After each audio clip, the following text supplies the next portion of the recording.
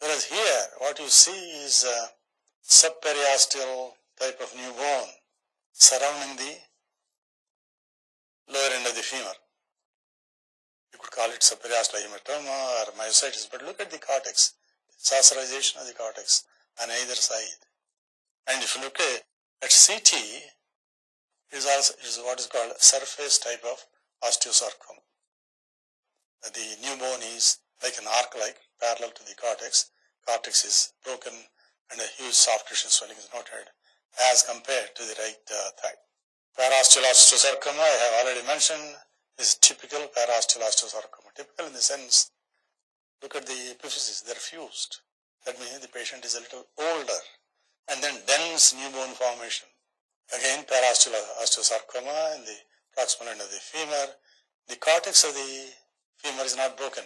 Of course, in aggressive parasteel osteosarcoma, cortex may be broken, but there is a different variety. But in general, a garden variety of parasteel osteosarcoma does not involve the cortex and does not involve the spongious bone. It may surround the bone, and there may be a linear translucency between the cortex and the new bone. Another parasteel sarcoma. Now we come to periosteal osteosarcoma. That is rather rare, but this is important. Common site is proximal end of the tibia. Looks like paraosteal type of osteosarcoma. But again, the younger age, patient is about 15 years old. Another periosteal type of osteosarcoma, younger age. But frankly, if you take histologically, they call it chondrosarcoma. Because chondrocytes are more prominent histologically, but this is periosteal type of osteosarcoma. Diffuse sclerotic sarcoma of the pleura. Not only from the bones, pleura, extraskeletal osteosarcoma, occasionally you come across. Pleura, capsule of the kidney, pulmonary artery. These are the several sites where osteosarcoma has been described. Sarcoma arising from pre-existing disease, Paget disease. Although giant cell tumors are common, but osteosarcoma, multicentric type of osteosarcoma may be seen, Paget disease. Fibrous dysplasia, post-radiation, you can get particularly the shoulder, you may get osteosarcoma. Osteosarcomatosis is another entity, particularly seen in children and juvenile adults also. But see, the important thing is often this lesion simulates a primary osteosarcoma and then metastasis. But then simultaneously you see these metastases do occur in a primary osteosarcoma. But at this young age, and that too epiphyseal involvement is rather rare in metastasis. Not that you can rule out. For example, same patient, the frontal bone thickened and new bone formation, osteosarcoma. Metaphysis, same patient. So it's a multicentric osteosarcomatosis, bilateral, almost symmetrical. Now we come to the Ewing sarcoma.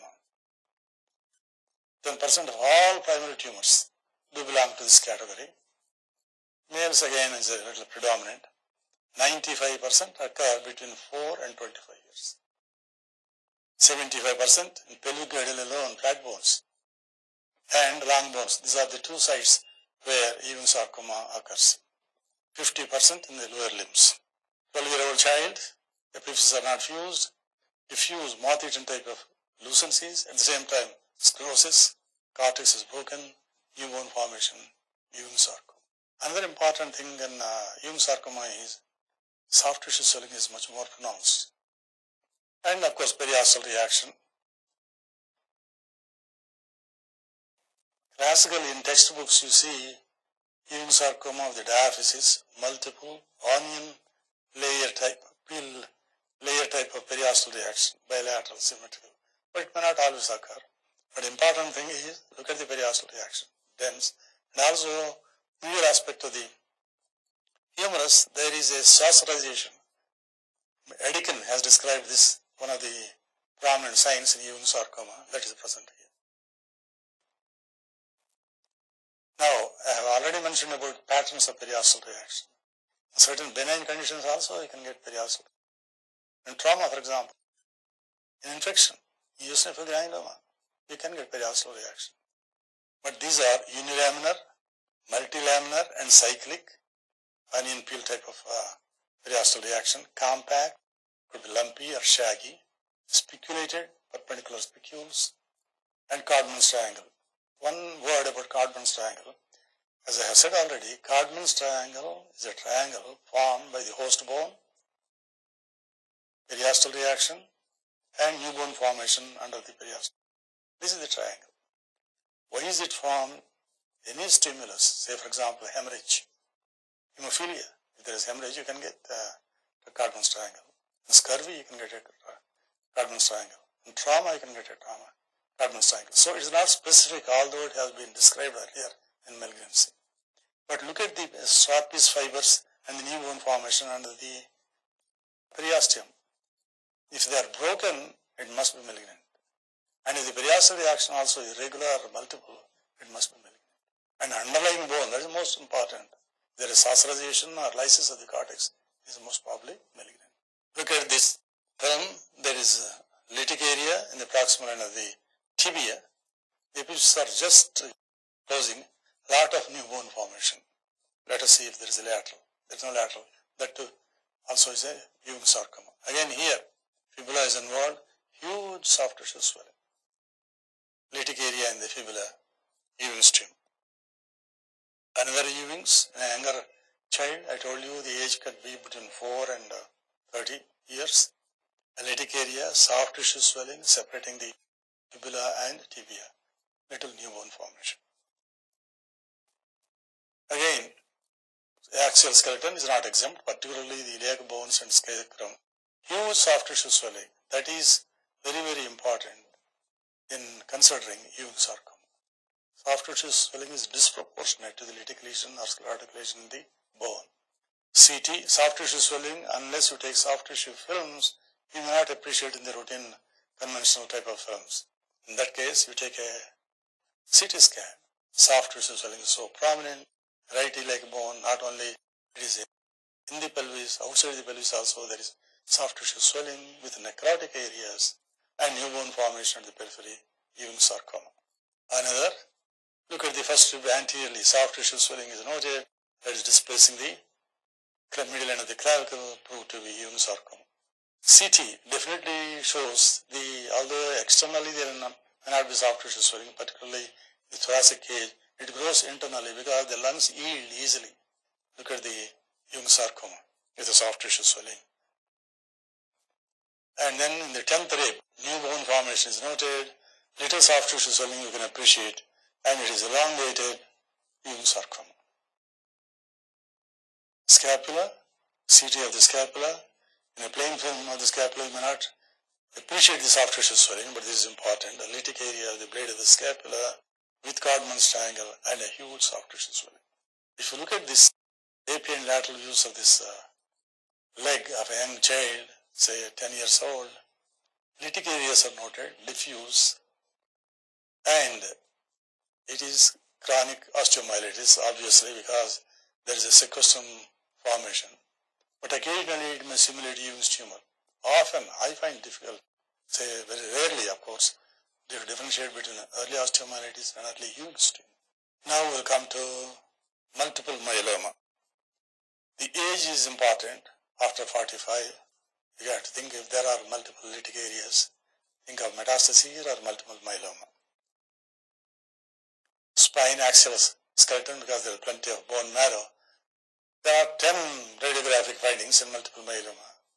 One of them is patient comes with backache, take radiography of the spine, you may not find anything except a little osteoporosis. But at that age, osteoporosis may be senile, or if it is female, it may be postmenopausal. But then you have to find out second variety is multiple compression fractures. Look at here. There again, the difficulty is it just osteoporosis or multiple myeloma? Another, compression of the vertebrae, multiple compression fractures with osteoporosis. Another, compression fracture, as actually these are pathological fractures due to infiltration of the myelomatous cells in the bone marrow. There is what is called pedicle sign. In the AP view, if you find a lytic area in the spine, if the pedicles are not involved, think of myeloma. Because in metastasis, the first thing that is involved is the pedicle because of the vascularity. And since it does not have much of a bone marrow, in multiple myeloma, that's not the first thing that is involved. Of course, when one half of the vertebra is involved, the pedicle also may be involved in multiple myeloma. Another, think of the multiple myeloma because of the L4, the right pedicle is gone. And another variety is endosteal scalloping and cortical break. Look at it, looks so benign, the shaft of the femur. Outer cortex, just punched out. Be careful that it's not benign, because multiple myelomatous lesions may look benign, they are slow growing. Of course, there are multiple in the proximal shaft also.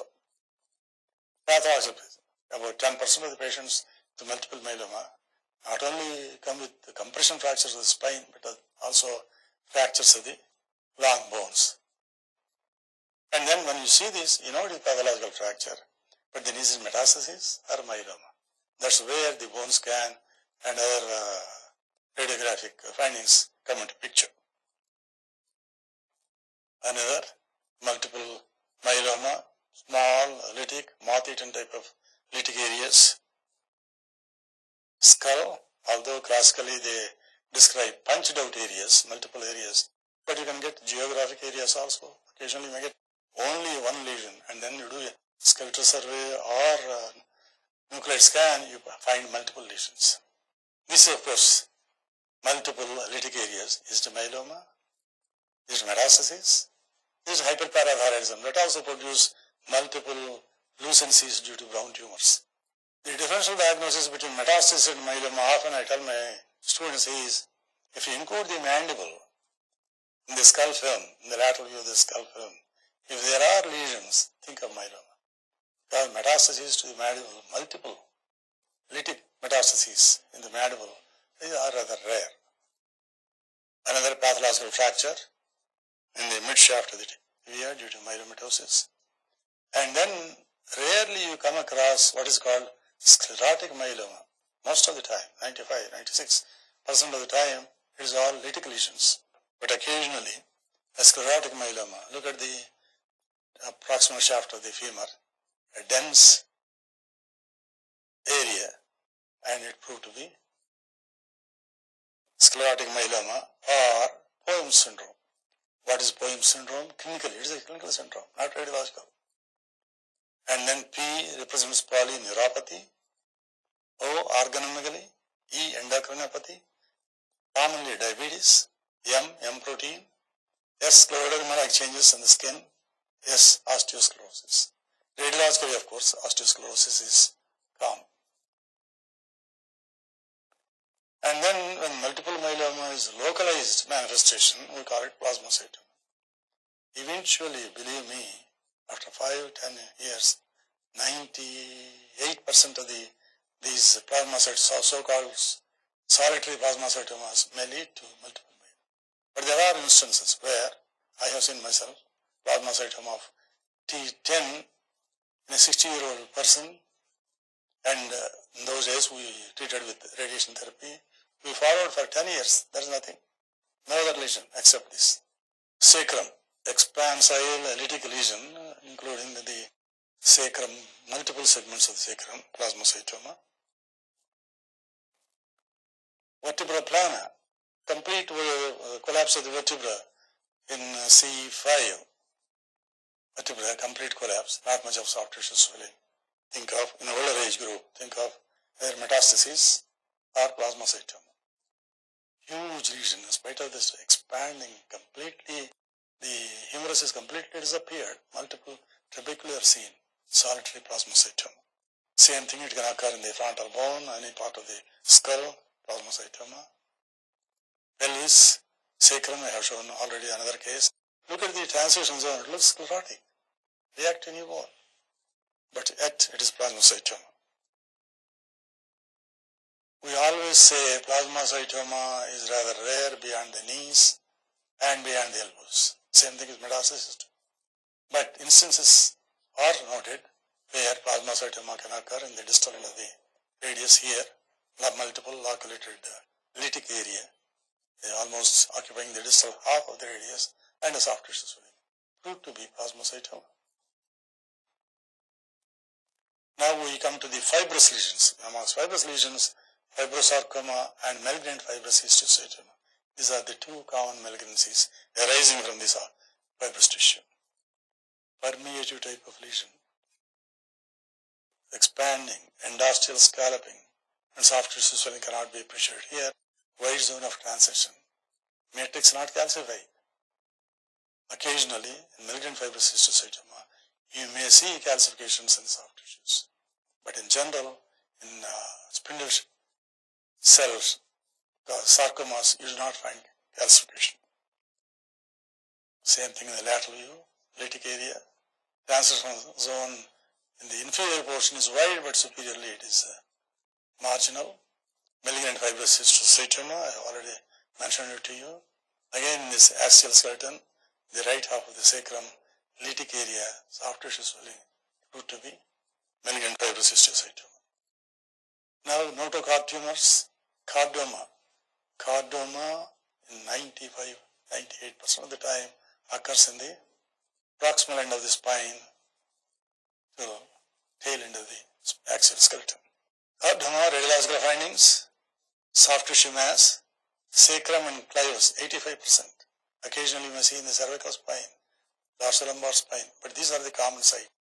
Calcification, if it is a nodular, ring-like, you think of chondroid type of chordoma, often misdiagnosed as chondrosarcoma. Lytic and sclerotic foci may be noted in chordoma.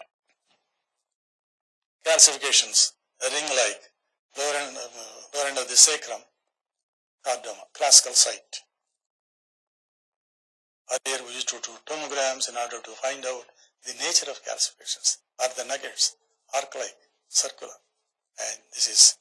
And these calcifications, as I told you, may be seen in chondrosarcoma, but in a chondroid type of chordoma, these are more. Lateral view, same thing, destruction and calcifications, soft tissue swelling. And histologically, fusilliferous cell, this is classical of a chordoma. In no other lesion you find this type of cell. So histological confirmation is very important for practicing evidence-based medicine. Purely lytic area in the lower end of the sacrum, expanse. In many conditions you can get, in a younger age group, you can get ABC, giant cell. In older age group, metastasis, myeloma, and chordoma. As I said earlier, it may occur in the cervical spine also, common in the mid-cervical spine, where there are remnants of notochordal elements. Huge soft tissue swelling, actually the radiologist earlier diagnosed as tuberculosis of the spine because there is a huge soft tissue swelling, slight irregularity in the intervertebral space. The patient came with dysphagia, proved to be chordoma. As I said earlier, some patterns are specific. Just on conventional films, you can say this is the diagnosis. Chordoma, for example, or chondrosarcoma, Ewing's tumor. And certain times they are classical to suggest the likely diagnosis. Now we come to the primary malignant tumors we have touched, and now we come to metastases. Among metastases, lytic lesions are more common. 80 to 85% of the time, it is most of the time lytic lesions. About 10% of the time, it is mixed lesions, lytic as well as sclerotic. And 5% of the time, it is purely sclerotic, no lytic lesions. Midshaft, no primary tumor except Ewing's tumor occurs. 60-year-old female, metastasis from previous carcinoma of the breast. Pathological fracture, most of them come with pathological fractures. Again, fractured neck of the femur, diffuse osteoporosis, moth-eaten appearance, bronchogenic carcinoma in a 60-year-old male with metastasis. Only confined to the greater trochanter, ballooned out. Look at this innocent-looking lesion. It looks as if it is a benign, expanding aneurysmal bone cyst or some other lesion, but it is a blowout metastasis from carcinoma of the breast. Of course, compression of the vertebra is not uncommon. I told you already about the involvement of the pedicle. If it is involved, definitely think of metastasis. Otherwise, you can't really differentiate between multiple myeloma and metastasis. Another, definite evidence of pedicle destruction, rounded lucent area in the posterior part of the vertebra, metastasis. Multiple lytic lesions in the pelvic bones, ischial bones, metastasis. Now we come to the sclerotic type of metastasis. In males, prostatic cancer often produces metastasis. In females, breast cancer. Frankly, ladies and gentlemen, sclerotic type of metastasis can occur in any lesion, including gastrointestinal tract, urinary tract, but common in prostate in males and breast in females. Lymphoma is another, producing ivory type of vertebra. That's what I was talking about, ivory type of vertebra. Only one vertebra may be involved or multiple ivory vertebrae may be involved in sclerotic type of metastasis. Another important thing we have to remember is carcinoid occasionally produces sclerotic type of metastasis.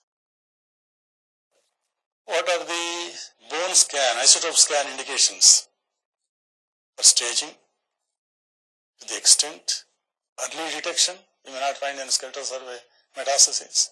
Response to therapy, lytic lesion is there, is it getting closed, is it getting disappeared?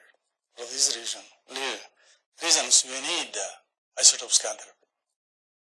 Ultimately, the message is, whenever possible, try to make a diagnosis on conventional radiology, because that's the first screening that we do.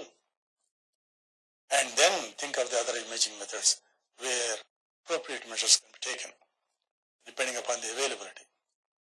All malignant tumors need histological proof. However good you may be as a radiologist, however strong your opinion may be, but still all malignant lesions need histological proof for diagnosing and grading of the tumor too, for management. Pathological diagnosis, FNAC, 56% of the time it can be helpful. Excision biopsy most of the time. Special stains, immunohistochemistry, add electron microscopy, cytogenetics, flow cytometry. These are all additional facilities for a pathological diagnosis. Ultimately, we retain 20% of what we hear in this lecture, 30% of what we see. That's why radiology is always combined with audio, visual criteria. 50% by seeing and hearing. Still we can and may not retain 50%. Thank you.